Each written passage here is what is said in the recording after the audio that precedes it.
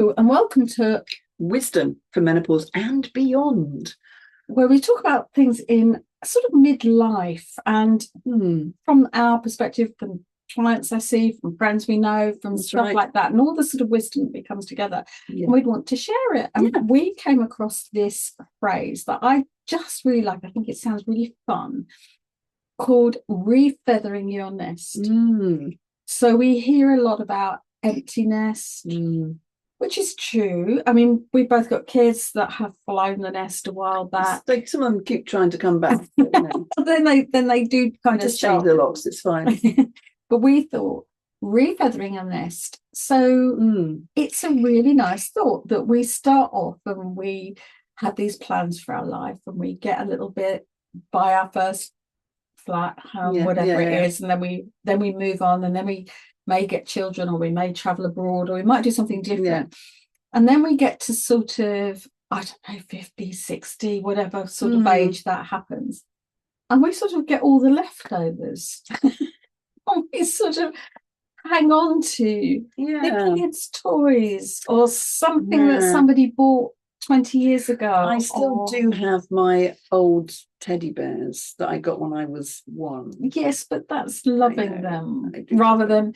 and then I was talking to somebody the other day that said, I've got so many plates. My kids have just left home and I've got all of these plates and none of them will take the plates with them. They'd sooner go and buy some new ones. Yes. So what I mean is you've got this accumulation of things, and I kind of like this idea of refeathering. Yes, with new feathers. With new feathers, which might be old feathers, but you picked them up and kept them, like your bear, or like a tea set that you love or something. So it's not about necessarily chucking out your kids and coming in with new. But I think it's a time to think. Yeah, and I think it's a positive thing, and it's a positive thing. It's actually saying, so there you've had whatever you've done, whether you had children or not, what you've got at this point in your life, you've got to this particular point, you have stuff. Exactly. And then as you go through menopause and beyond, what kind of happens is you might get just a little bit less satisfied with that. But I knew somebody, and she had all this furniture in her house that it seemed like every member of the family that died or moved on, this furniture would arrive in her house, and she didn't like it. Oh, right. But it was valuable, apparently. And I'm going, it's ugly and horrible and old. And she went, oh, but it's worth this. I went, only if somebody wants to buy it.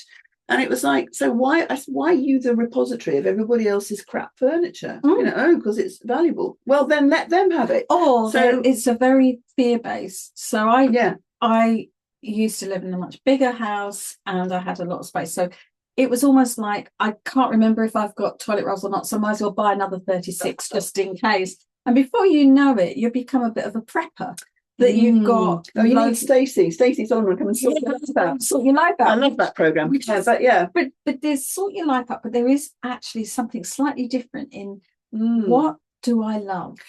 Yeah, and this is different from the mirror like a feng shui, isn't it? It's a bit like when I had my house done, and it was like this guy Bob, who's great, Bob the feng shui guy, and he came around and he just said, when you look at something, does it give you a positive charge, or do you just remember, oh, well, so-and-so gave it to me, or for me, it'd be like, oh, God, well, that was my second wedding present. Why have I still got those?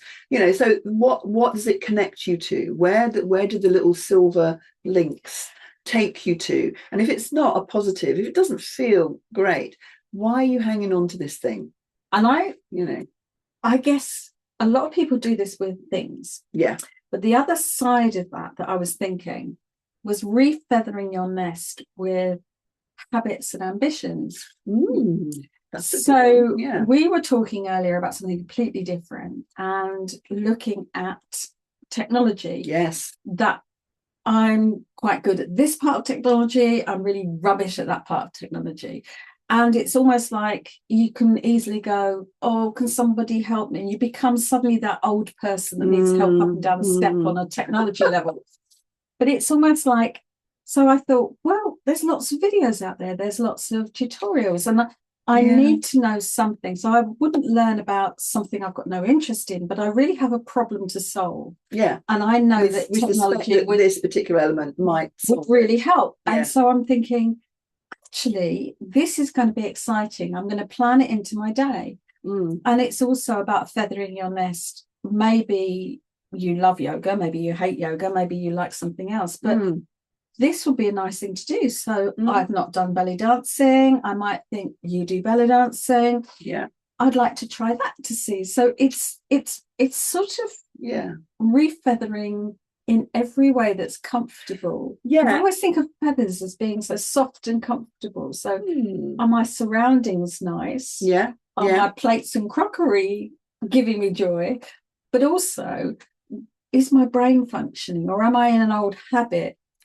Yes, that I'm just kind of waiting to die in a sense. Well, it's a bit like that, though. I can probably just get by until I cark it, really. I mean, if you've had children, there's an awful lot of habit and repetition that happens if you're looking after that sort of thing. Yeah. If you haven't, you've probably done different jobs or traveling, and there's habit and repetition. Yeah. And even though there's no need for that anymore, you might be stuck in that routine. So it's almost worth looking at those feathers and seeing if they're serving you. So I quite like the idea of refeathering, because it's like it's so much more than just go through your stuff. For me it has that a kind of connotation of it's going to look lovely and jewel-like. It's going to almost be like those lovely tents that Bedouin women that would have these kind of, this is a belly dance link, because of course, she would go out and she would be dancing, and that was the coin belt, that was was all sewn into her belt, but she was the one that had the best tent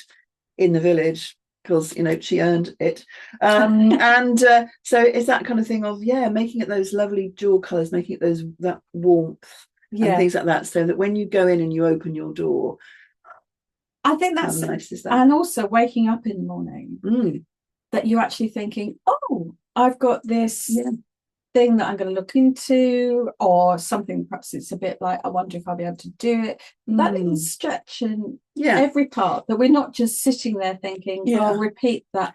And it's routine. That foundation for, so it's moving forward into this period of which we always talk about. It's very, very creative, very, very, this next phase is creative and wise and interesting and things like that. So how would you refeather your nest to provide a good environment that you can absolutely bring those things to you? My mother had a phrase that she used to go, I've got that'll see me out. You see? And that'll be and it's kind of like I can see people doing it now in their 60s. I've got an extra bathroom or a thing downstairs ready for when I can't go upstairs. I've got the walls, and we're having them plastered now while we've got the last of our working money, because then I'll just be able, even if I'm old, I'll be able to paint it. So they're not actually thinking, do you know what? I love all these crazy stuff and I'm loving it. I have come across the phrase adventure before dementia. That's the camper van, and that is like, without wanting to put that in the kind of environment in a sense like that. It's just like, well, let's just keep on having adventures now. Yes. Let's just do it now. Well, I had a lovely friend that said, if you step off the curb every single day, you will be able to step off the curb.